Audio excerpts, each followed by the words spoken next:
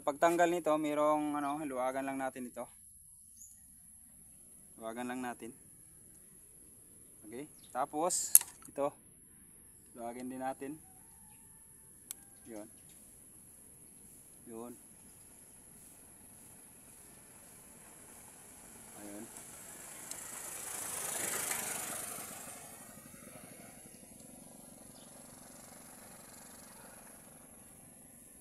Ayan.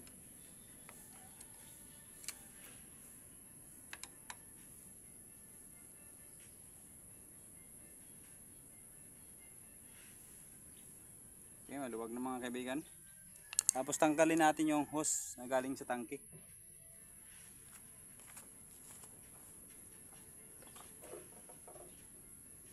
Yun. Tanggal na. Tapos katanggal. Press nyo lang papunta dito, press nyo lang.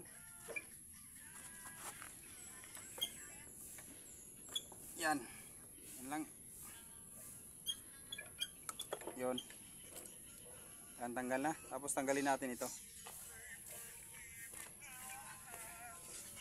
Tingnan natin kung mayroong lumalabas na mayroong gasolina sa loob. Pero kapag mayroon itong gasolina tapos hindi umandar, ibig sabihin punta tayo dito sa ating spark plug.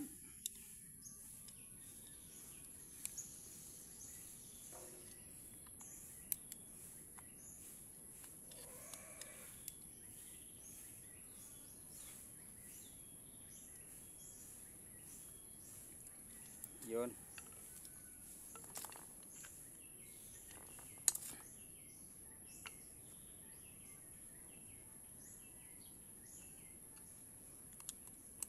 Dapat mayroong laman ito. Itong parang baso-baso niya. Dapat mayroon itong laman. Kasi kung wala itong laman ay hindi talaga aandar ang motor natin mga kaibigan. Okay. Sa mga baguhan dyan, 4 lang bolt nito. 4 lang. Ayun. Tapos, ayun, mabuksan na natin. Tigas. Kung matigas po, konting purpok-pok lang. Yan. Walang laman mga kaibigan.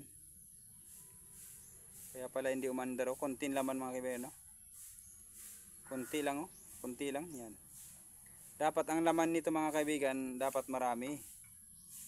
Kasi kung hindi marami, hindi papasok yung Dapat yung level ng ating gasolina nakalibel dito. Nakalibel dito. Dapat hindi naman lumampas dito sa hose niya, sa tubo niya, sa tube niya. Dito lang dapat. Kung nakikita nyo, konti lang laman. Maliit lang laman mga kaibigan, Ayan. Kaya pag maliit ang laman mga kaibigan, hindi yan maaabot ng ating maliit ang laman, konti lang. Kaya ito pala siguro ang dahilan kung kaya hindi ito umandar. So, dami namang gasolina mga kaibigan.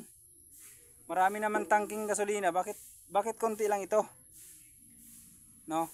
So, tingnan natin kung ano malamang na problema nito. Okay. Dito sa plot ng ating carburetor, makita mo ito sa ito. Yan.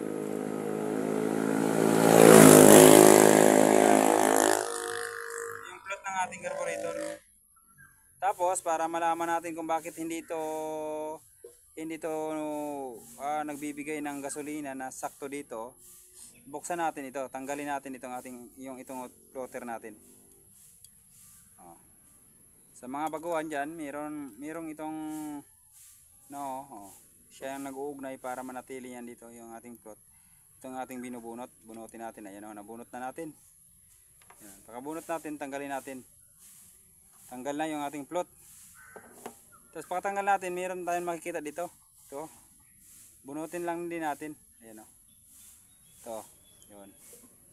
Ito. Yan. Yung ating jet valve. Okay, tapos itong hose na ito na galing sa tangke, ihipan nyo lang mga kaibigan. Ihipan nyo. Kapag hindi nyo mahihipan, ibig sabihin mayroong nakabara dito. Barado ito. Kaya hindi makadaan yung ano masyado, no. Kaya hihipan natin daw. Good mga kaibigan. Okay naman. Okay yung ano, okay yung hose. Meron. Pero bakit hindi ito nagbibigay ng ano? Malamang mga kaibigan, ang isang dahilan, baka ito in-adjust. Baka itong plot na ito mga kaibigan, in-adjust. Oh, itong parang ano niya oh. Okay. Itong parang dila niya mga kaibigan. Ito sa carburetor natin may parang dila oh. Ito. Yan. Baka masyado tukod. Kaya yung plot natin ano, kaya ang gagawin natin iangat-angat natin siya ng konti, no? Itutulak natin pataas ng konti. Konti lang. Kasi pag ma-over naman mga kaibigan, mag-overflow. Kaya sakto lang. Ayan. Ayan, ano na natin. Naiangat na natin ng konti.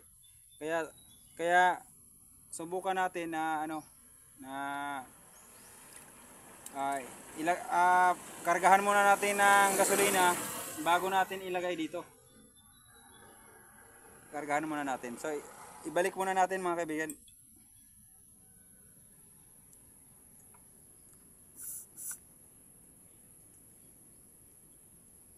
Balik muna natin. Sa pagbalik nito, ganun pa rin proseso.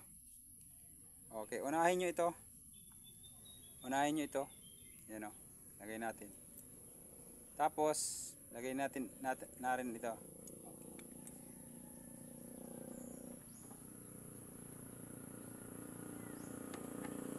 Yan.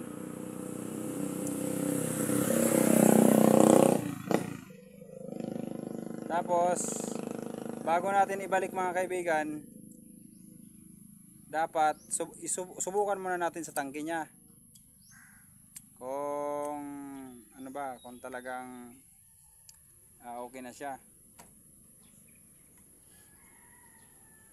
Okay, lagay natin ito. Mayroong uka dito, para dito yan. Ipaglagay nyo ganyan lang. Ayan, yun, sukat na sukat. Siyempre wag nyo munang ilagay yung yung 4 na screw. Kasi susubok pa tayo doon sa tangke. Ilalagay natin sa tangke at tingnan natin kung gaano karami yung laman ng ating baso-baso.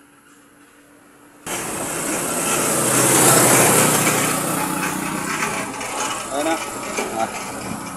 Tanggal na natin. Kaya buksan natin kung gaano karaming sulod ng kanyang baso-baso.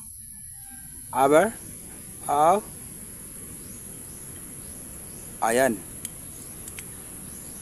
Okay. Papansinin nyo mga kaibigan, nagdagdag ng kaunti. Okay na ito. Sakto na ito mga kaibigan. Ayan o. Sakto na yan. Okay na yan mga kaibigan. Ayan o. Kasi kapag na-over naman yan, overflow yan. Kapag naabot niya ito, mag-overflow yan. So, ito na. Sakto na ito mga kaibigan. So, ibabalik na natin para subukan natin paandarin. Balik muna natin.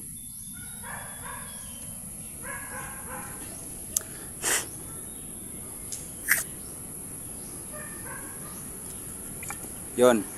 Lagay natin ang Phillips screw.